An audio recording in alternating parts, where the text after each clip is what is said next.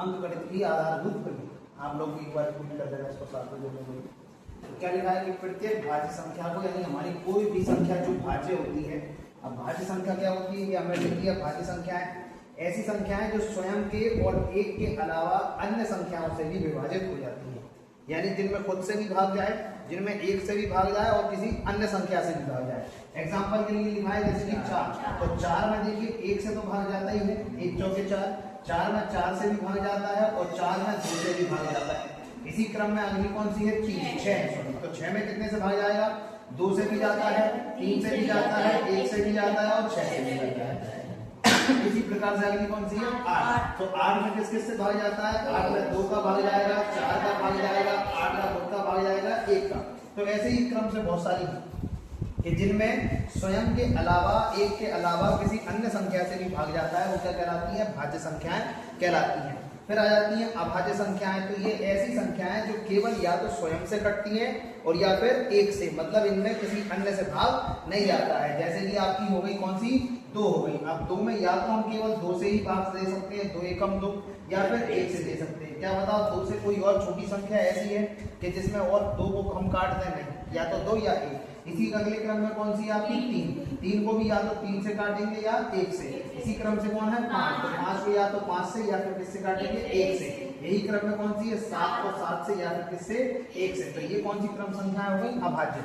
अब हमने क्या पढ़ा कि प्रत्येक भाज्य संख्या को, यानी इस प्रकार की संख्याओं को बहुत सारी अभाज्य संख्याओं के, यानी इस प्रकार की संख्याओं के रूप में या गुणनफल के रूप में व्यक्त किया जा सकता है, तथा यह गुणनखंडन अभाज्य गुणनखंडों के आने वाले क्रम के बिना क्या होता है, अद्वितीय होता है। अद्वितीय यानी अगर हम क्रम की बात छोड़ दें तो अद्वितीय गुणनखंड है, यानी इसमें ना ही कोई नंबर, ना ही कोई संख्या हम कम कर सकते हैं और ना ही कोई संख्या अपने मन से बढ़ा सकते हैं। आप कहोगे सर मैं 13 के साथ क्या इसमें 17 बढ़ा दूं, नहीं चलेगा। या आप कहोगे यहाँ से मैं 2 कम कर दूं तो चलेगा, नहीं। क्यों कि अगर हमको 30,030 प्राप्त करना है, जो कि कैसी संख्या है, एक भाज्य संख्या है, क्योंकि कैसी संख्या है, भाज्य। तो हमें कौन सी अभाज्य संख्याएं उठानी पड़ेंगी, तो हमें 2, 3, 5, 7, 11, 13 ये सारी की सारी कैसी हैं अभाज्य। यानी कि सिंपल बात है कि अगर हमें 30,030 प्राप्त करना है गुणनफल के रूप में, तो अभाज्य संख्याओं का कौन सा 2 गुणा 3 गुणा 5 गुणा 7 गुणा 11 गुणा 13 का समूह हमें उठाना पड़ेगा।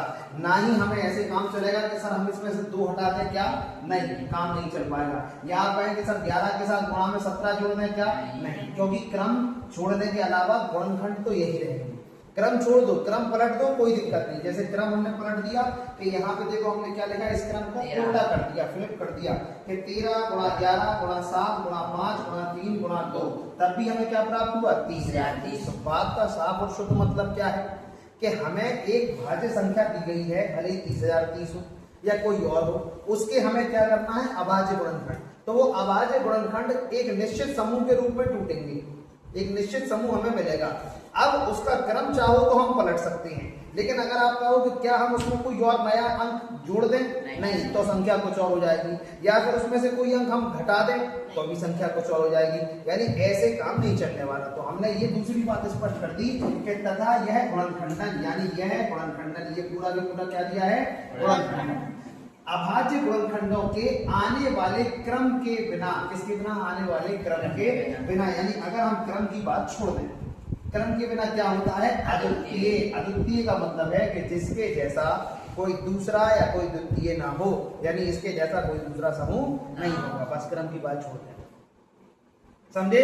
ये रही अपनी क्या है पूरी अंकगणित की आधारभूत प्रक्रिया। अब आप लोग एक बार रिपीट कर लो मेरे साथ, प्रत्येक भाज्य संख्या को अभाज्य संख्याओं के गुणनफल के रूप में व्यक्त किया जा सकता है, तथा यह गुणनखंडन अभाज्य गुणनखंडों के आने वाले क्रम के बिना अद्वितीय होता है। कितना हो गया। अब यहाँ पे हमने अपनी भाज्य संख्याएं भी लिख दी है, अभाज्य भी लिखी हुई है, और विशेष में लिखा है कि एक को ना तो भाज्य कहेंगे ना ही अभाज्य कहेंगे, और इस तरीके से बाकी आपका पूरा समूह है, आप नोट करो इसको, ठीक है। फिर मैं पूछ रहा हूँ पूरा आपसे, और एक मैं आपको